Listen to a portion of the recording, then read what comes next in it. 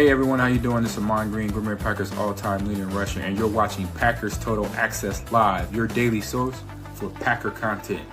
Go Pack, go!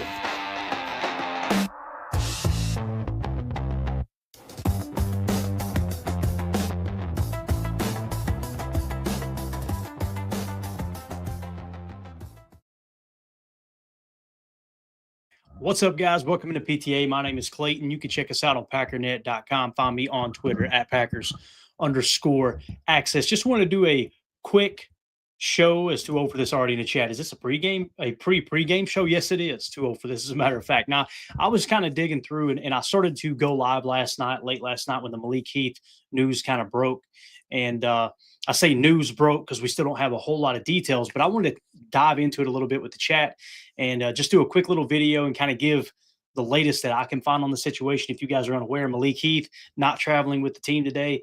It's kind of odd because last week, we were very vocal on the postgame show, like, man, Bo Melton got a whole lot of snaps at the F position.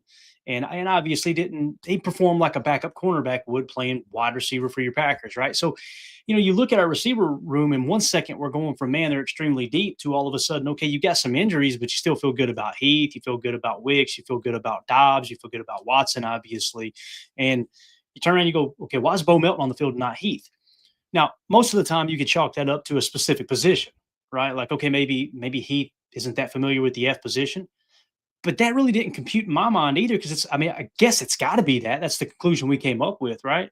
But I just wonder if there's something going on behind the scenes here, because Heath all of a sudden not traveling with the team. Now, listen, I think it does mean there's a really, really good chance Matthew Golden and Savion Williams are a go today. I don't think the inactives have been released yet, which we'll get into all that in the pregame show here in about an hour. But I just want to kind of dive into what we can find on the internet right now, what is going on around Malik Heath at the moment, okay? And see if there's anything out there. If you guys have any information, throw it in the comments. Let's just dive into it real quick. I want this to be a quick video, and then we'll also talk about the kicker situation. I know many fans are very, very excited about Haversick. Before we do, though, if you guys would, hit that like button, hit subscribe, click the bell icon so you're notified when we go live here in the future. If you're new here, thanks for hanging out with us this morning. We'll be back in about an hour for a pregame show. Make sure you click the bell icon so you get your phone buzzed or your computer buzzed there when we do go live. But appreciate everybody hanging out in here. So here we go. Main injury report update. And this is just, hey, I had AI go through the internet, grab any information you can, and then we're going to plug a couple of specifics from Bill Huber's article, which was absolutely awesome. You guys make sure you go give that a retweet over on X, on his X account. Main injury report update. The Green Bay Packers updated their injury report on Saturday with the addition of kicker Brandon McManus as doubtful, being noted as potentially the biggest news, though it was not the only changes before the team traveled east. Malik Heath's status. The Packers announced that wide receiver Malik Heath has been ruled out for the game against the Giants, citing a coach's decision. If they had just left it as blank, I would have probably thought maybe he tweaked something, right? Now, you're supposed to give all injury information, right, for the betting world and all that. So maybe that's why they couldn't go that route. I don't know. But coach's decision, we all know what that typically means, right? Typically, and again, I haven't heard any details. Typically, that means something happened behind the scene that the coach didn't feel like, hey, no, we don't want you traveling with us this week. That's kind of odd to me. That perks my ears up a little bit, right? He's not traveling with the team for Sunday's matchup at MetLife Stadium in New Jersey, right? Lack of details. The team provided no further details on why Heath was ruled out or kept home. Head coach Matt LaFleur does not speak to reporters on Saturdays leading into Sunday's game, so obviously he hasn't spoke on this. The interpretation of the decision, generally when a head coach decides to not to have a player travel with the team, it is considered a disciplinary issue. LaFleur is expected to be asked about leaving Heath behind in Green Bay. Man, that sounds horrible. Leave them behind. When he addresses reporters after Sunday's game. So I'm sure he will be asked about that immediately following the game. Recent game lineup context. In Monday night's 10-7 loss to the Eagles, with rookie first-round pick Matthew Golden inactive due to a shoulder injury, the Packers dressed 5 wide receivers: Christian Watson, Romeo Dobbs, Dontavion Wicks, Savion Williams, and Malik Heath, and 1 former wide receiver turned cornerback, Bo Melton. So the offensive snap distribution in that most recent game, in that game with 68 offensive snaps, Christian Watson played 56 snaps, Dobbs played 42 before leaving with the chest injury. So that even makes you think, wow, why did we not see Heath a little bit more, right? Bo Melton played 26, Malik Heath played 20, and Savion Williams only played 6. So I don't know, man. It's just, am I the only one that thinks that seems a little odd? You know, it's just a little strange. So moving along here, updated injury report for the key players. Watson with the knee hammy, Dobbs with the chest, Wicks with the calf. We're on the injury report earlier, but were removed on Friday, confirming they will play. Golden with the shoulder, Williams with the foot are listed as questionable. All right. So potential reason for Heath's absence. If Golden and Williams play, and Melton, who has started splitting practice time between the defense and the offense, sees game action on offense again, Heath might have been a healthy scratch for Sunday's game. I kind of assumed that's what it was until they said, a coach's decision. It's like, I guess that is technically a coach's decision, but it's just, why would he not travel with the team? Is that odd to you guys? Let me know in the chat. Is that odd that a player doesn't travel with the team even though they're not on the active roster? I thought even some of the practice squad guys travel. Maybe I'm wrong there, right? But anyway, Heath's season performance. Here's what's crazy. We've talked about Malik Heath. He's got extremely limited targets, right? Limited opportunities, but he's made the most out of it, it feels like, right? So for the season, Heath described as one of the Packers' most tenacious blockers at receiver. No block, no rock. That's typically, a big thing to LaFleur. He's caught 6 passes for 86 yards while playing 188 of the Packers' 578 offensive snaps. So he's played essentially 32% of the snaps, right? And what's crazy is he's caught every target. Every time the ball's been thrown to him, he's caught the ball. That's what's really, really interesting about this. So I want to know what you guys think in the comments, man. Is it this is kind of what I thought. Chris, you hit the nail on the head. And again, guys, we always say we're not experts here. We're not insiders. We are not insiders. I'm going to say it again. I'm not an insider. I'm not a media member. I'm a fan just like y'all, trying to figure things out just like you guys are. So Chris Casuan said Heath may be pissed Bo got those targets instead of him. That's the first thing that popped in my mind. Was like, hell, I was kind of pissed, right? To be honest with you. Heath's caught everything thrown his way. I have a hard time believing if he's playing that F spot on that crosser that he drops that pass. Historically speaking, at least in the recent history this year, right? He's caught everything thrown his way. So I don't know, kind of strange there, man, for sure. So 2-0 for this. Goes on to say in the chat, there has to be a reason Bo got those targets, you'd think. We know nothing. Exactly. So we'll kind of keep our ear to the streets. Now, I want to shift gears into Bill Huber's article real quick, okay? And there's going to be some Heath stuff in here, but we're also going to get into the kicker talk. Look, no super chats required. We're already in the kicker talk. How about that? So Bill Huber wrote this over at si.com, and I've just got some cliff notes. You guys, please go check out the article. Go give it a retweet. Give him a click there. He's an awesome writer for the Packers. It's on si.com, and it says basically the Packers made 2 key roster decisions on Saturday involving kicker Brandon McManus, receiver Malik Heath. Moving along here, Brandon McManus update. So kicker Brandon McManus was added to the injury report as doubtful due to tightness reported upon arriving at Lambeau Field on Saturday. He had missed 2 games earlier with the right quad injury and struggled in his 3 games back, but was not on Friday's injury report after kicking in practice. Okay. So McManus actually has a quote on his health here. Okay. Yeah, definitely healthy now. End of quote. McManus said on Thursday, I was healthy enough to play, and it was our decision from the medical how I was feeling at practice and look forward to performing the way I know how to. That was on Thursday, right? So obviously Friday he comes in. It sounds like it may have been tied, or was it Saturday? They just said, I believe it was Saturday, right? Thursday, Saturday. Regardless, Thursday he seemed to feel good. Yeah, he goes in on Saturday, and now he feels bad all of a sudden, right? So implications for McManus. Players listed as doubtful almost never play. You guys know doubtful is typically a 25% chance of playing in that game that they're mentioned in, right? So that likely means substitute kicker Lucas Havrasik will handle kicking duties for this game and possibly the next week or 2. Havrasik's quote, I pray a lot and just know that God's in control of all circumstances, end of quote. Havrasik said recently. So whatever situation I'm in, it's good whether I'm here or not. I love that attitude, by the way. Like, hey, I can only control what I can control, right? So McManus's performance stats, right? McManus was second in the NFL in field goal percentage last season at 95.2%. That's a Packers record, by the way. So I know there are many people that just want to kick McManus to the curb. There's a portion of the fan base that I feel like are really, really based, and they say, hey, no, let's just make sure he's completely healthy. Now, they've been telling us, no, he's healthy. We've watched him kick, and you got to take the coach's word for it, right? He's behind the scenes kicking. They're watching both of them kick. They felt better about McManus than Havrasik. So I imagine that's what happened there, right? But again, 95.2%, that's a Packers record. This season, he's last among 32 kickers with at least 10 attempts at 64.7%, making all 5 kicks in week 1 against Detroit. but missing at least one in every subsequent game, including blocks against Cleveland and Dallas, 2 of 4 versus Pittsburgh, 2 of 3 versus Carolina, and 0 for 1, a 64-yarder. Throw that one out the window, right? Like, come on. Versus Philadelphia. So he has struggled. So obviously, if you take a guy who kicked 95% last year, and I think he was best in the league, by the way, and then all of a sudden you have a quad injury and now he sucks. He magically sucks, right? It's got to be the injury related, right? So maybe they were just trying to force him back too early. I don't like that.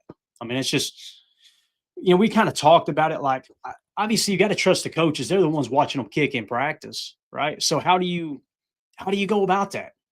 Like, if you line them up in practice, and I'm a little sore, coach, but he's kicking better than Haversick in practice. Now, if Haversick was kicking way better than him in practice, and they still march McManus out there, me no likey that, Jan, right? That's just the way that goes. So LaFleur's quote on carrying 2 kickers, quote, I think Lucas is a really good, young, up-and-coming kicker as well.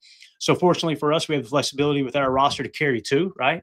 And then Haversick's performance. Let's kind of talk about that for a minute. Haversick is 4 of 4 on field goals, including a franchise record 61-yarder against Arizona and 6 of 6 on extra points in his 2 games. So he's been perfect this year, right? And he was quoted as saying, yeah, it's nice. He said of his success, I really don't celebrate them too much just because that's the standard for us, making your kicks. If I go a whole season without missing, then I'd be like, all right, cool. But every week, you've got to keep the same level of emotion of even kill, just because it really doesn't matter what you did last week. Amen to that. What are you going to do now? So very thankful for that. Obviously, it's great, but I just try to focus on my next kick. All right. So I really like Haversick's attitude, man. And the only way I know to explain this, guys, is Brandon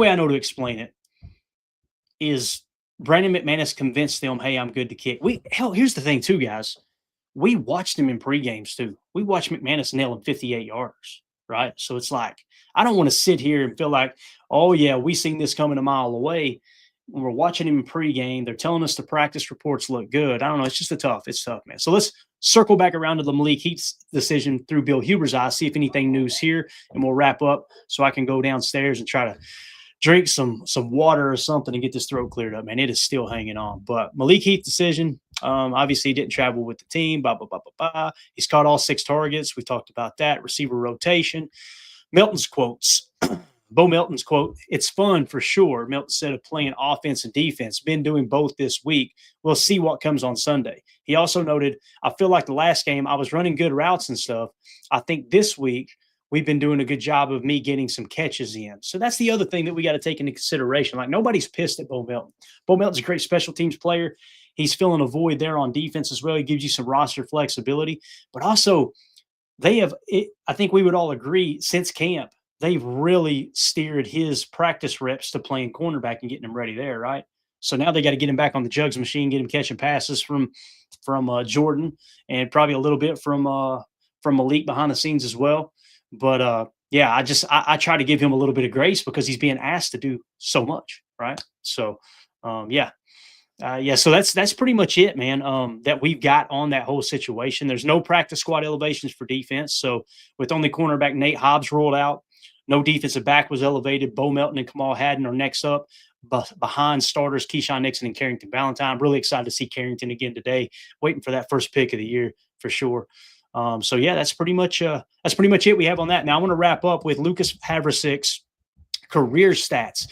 We're looking at recently, right? He's been perfect this year. He's 4 for 4 on field goals, right? Extra points. He's 6 for 6, if I'm looking at this correctly, right? So now when you go to his career numbers, so we go from 100% in Green Bay, right, this year with a minute amount of kicks. In 2023, he kicked for the Rams. He played 9 games. He was 15 of 20. That's not horrible, right? 15 to 20, 75% complete field goal percentage. So he didn't attempt anything from 1 to 19 yards. From 20 to 29, so 20 to 29 yards out, 8 for 8. 30 to 39, he was 3 for 3.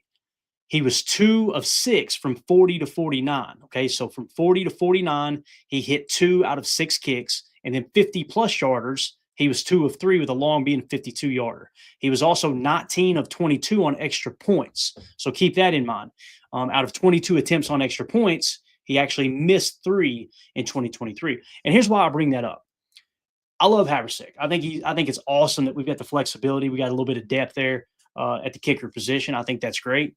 But the other thing is, if he was a top 5 kicker, right, or a top 3 kicker, I want to say top 10, but he may be top 10. I don't want to undersell him here.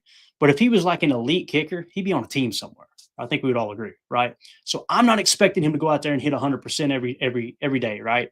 But something's definitely up with McManus for his numbers to go from 95% to 65%, right? I know you guys want to hit the drop. Flying solo, can't do it. Apologize. But so there's a reason he dropped that far. Now, if you'll remember going into the season, there's 2 things that I said, guys, we probably need to curb the enthusiasm on. Jeff Hafley's defense will probably take a slight step back, right? Because teams now have tape on him. And then Jeff Hafley came out immediately in camp and said, we've already got phase 2 installed. We're ready. As soon as offenses make an adjustment, we're going to make adjustment to that. So he's staying one step ahead of the game like any good coach would, doing your own self-scouting, right? So that kind of happened a little bit. Now they're starting to crank up, and that adjustment looks really good, right? With what they did to the Eagles, man, holding them to 10 points was just so impressive to me. It was the ultimate positive, right, coming out of that game. So that was one thing. And the other thing was, like, guys, we cannot expect Brandon McManus to hit 95% of his kicks, right? Now, I didn't expect him to drop to 65% or 69%, whatever it is, right? Did not expect that. So I would have expected him to be somewhere in the, honestly, the fact that he kicked 95% last year, I was thinking 80, mid-80s, something like that. 85%, I'd be over the moon. But obviously 65%, and that's just absolutely insane. As J. Cole says, that's a hell of a step back. It's got to be the injuries, right? I mean, it's got to be. As Mitchell's mommy says in the chat, yikes, 95 to 65. I didn't realize McManus dropped that much. I didn't either. And again, I think it's a testament to, the injury. Now, here's the other thing. I think it was Mark Tauscher talking about this a few weeks ago. He said, why are you carrying that extra kicker? Because typically when players get older and they start to have these muscle issues, they don't just magically fix. They typically get worse, and it becomes a management thing, right? So maybe the 95% days are behind McManus. Maybe him in peak health, nothing bothering him. He is an 80% kicker. And if that's the case, all it takes is one tweak to a muscle. And I'm telling you, man, when you get to that age, things start to go downhill. So that's probably why they're, obviously it's why they're holding on to Haversick. But I also want to curb the enthusiasm with Haversick. The dude comes out there, he's been perfect, and he kicks a 61-yarder franchise record. It's easy to go, damn, we got our next great kicker, right? Probably not going to be that good all the time. So just wanted to hit on all that stuff real quick. Like I said, we're going to be live again. The stream is already up. The link is already up on YouTube. Make sure you guys hop over there, hit subscribe, click the bell icon so you're notified when we do go live for the pregame show. It'll probably be somewhere around 10:30 a.m. Central Time. Okay, so roughly 45 minutes from now, we'll go live. We'll get you the inactives. We'll give you live shots from MetLife Stadium over there in Jersey, and planning on going out there and trying to get a dub today, man. If the Packers beat the Giants today, and the Vikings were to beat the Bears, and the Eagles take care of business against the Lions tonight, which, by the way, Sam Laporta now on IR, so they're down their top tight end just like we are with Tucker Kraft. He will not be. Sam Laporta will not be available for the Thanksgiving matchup, so that kind of evens that out a little bit in regards to injuries. But if all those things happen today, we're going to be going into tomorrow morning, Victory Monday, right, with the Packers leading the North. That's the goal today. With that being said, this ain't a slam dunk win over the Giants. So guys got to go out there and take care of business. We'll give you all the insights. We'll give you live shots from the stadium, and we'll give you our keys to the game as well as overs, unders, things like that during the pregame show. So appreciate everybody jumping in here. We'll see you here in about 45 minutes. Make sure you guys hit that subscribe button. My name's Clayton. It's PTA. Go Pack, go. Here we go. We're out. Bye, guys.